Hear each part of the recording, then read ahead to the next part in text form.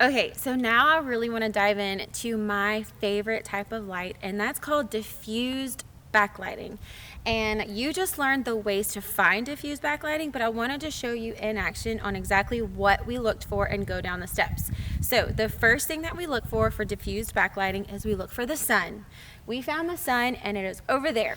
The second thing we look for is a diffuser, like a tree. So here's our beautiful tree, and you can see the sun is coming through the leaves and the branches, causing speckled open light.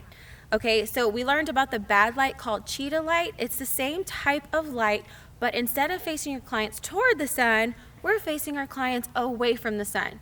So we looked for the sun, we looked for a diffuser, like a tree, and then we also looked for open shade, which you just learned about, and we looked for those speckled spots of sunlight on the ground.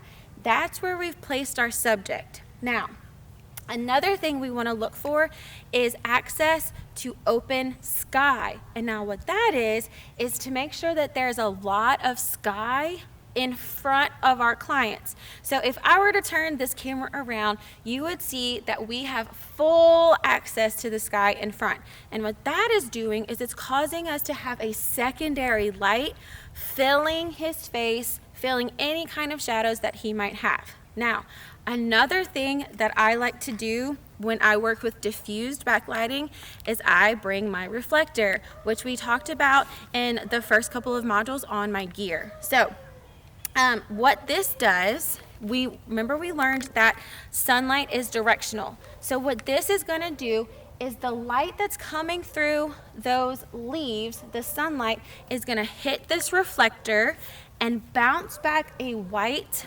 beautiful, clean light back in our subject's face. So if you were to watch Thomas's face, look at his eyes, look at the shadows around his nose, I want you to watch as I bring the reflector up to his face. You'll be able to see that it gets brighter as I bring it up to his face. I'm gonna do it a couple times so you can really see. And if you want to kind of screenshot and pause the video as I do this, this is the before and this is the after, as you see that light filling into his face. And so all that is doing is bringing that sunlight, bouncing it off the white reflector and filling in any kind of shadows that you might see in his face. Now, you're probably thinking, well, Brittany, I don't have an assistant. How do I shoot with a reflector? So here is another bonus video of how I shoot with this reflector. Now, as you can see, this specific reflector has a handy dandy handle. So this is perfect for when you're shooting by yourself, which I do 9 out of 10 times.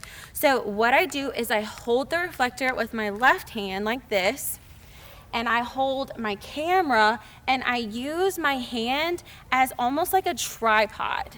So, Thomas, if you can face me real quick, what we're gonna do is I'm gonna show you exactly how it's done. So I hold the reflector here. If I were doing Thomas's headshot, I would simply put my camera here and use my hand as a steady tripod. And what I'm doing is holding it right above his face, bouncing that light back in, shooting. Good, Thomas. Give me a Thomas giggle. Good. And that has given me an extra secondary light, bouncing that sunlight back into his face. So this is like my secret weapon. I bring it to all of my engagement sessions and bridal sessions, and it really does make a huge difference. I'll hold it like this. I can shoot here, I can turn it here, and I always have that sunlight bouncing back into their face. So diffused backlighting, if you have already nailed open shade, this is the next kind of light you want to make sure that you master in order to get those beautiful professional looking images.